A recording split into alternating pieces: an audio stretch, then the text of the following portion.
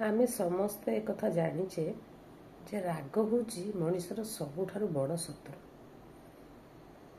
କିନ୍ତୁ ତଥାପି କିଛି କ୍ଷଣକୁ ବି ମଣିଷ ସେମାନେ ଭାବନ୍ତି ଆମର ରାଗ ଦେଖେଇକିରି ଆମେ ସାମ୍ନା ଲୋକକୁ ଏମିତି ଡରେଇ ଦେବୁ ଯାହାଫଳରେ ସେ ସଂକୁଚିତ ହୋଇକି ଥିବ ଆଉ ଜଗି ରଖିକି ଚଳିବ। କିନ୍ତୁ ପ୍ରକୃତରେ ସେମିତି ହୁଏନି।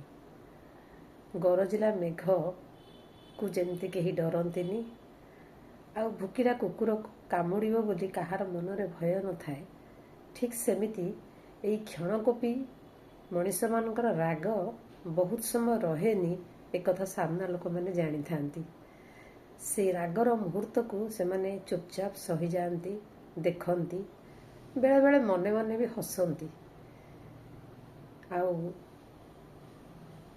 ଯିଏ ରାଗିଥାଏ ସିଏ ସେଇ ମୁହୂର୍ତ୍ତରେ କିଛି ଗୋଟାଏ ପ୍ରାପ୍ତି ତାର ହେଇଗଲା ବୋଲି ହୁଏତ ଗର୍ବ ଅନୁଭବ କରେ, କିନ୍ତୁ ପରେ ଆଉ ଥରେ ଶାନ୍ତ ହେଇଯାଏ।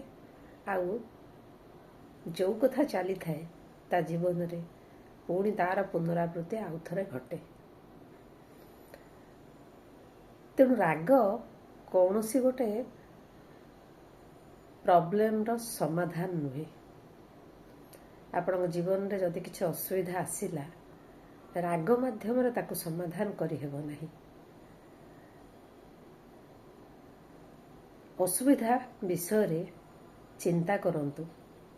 କ'ଣ କଲେ ଅସୁବିଧାଟି ସମାଧାନ ହେବ ସେ କଥା ବି ଭାବନ୍ତୁ, ଏବଂ ଯାହାକୁ କହିବା କଥା ତାକୁ ଧୀର ସ୍ଥିର ହୋଇ ତା ପାଖରେ ବସି ତାକୁ ବୁଝେଇ କୁହନ୍ତୁ।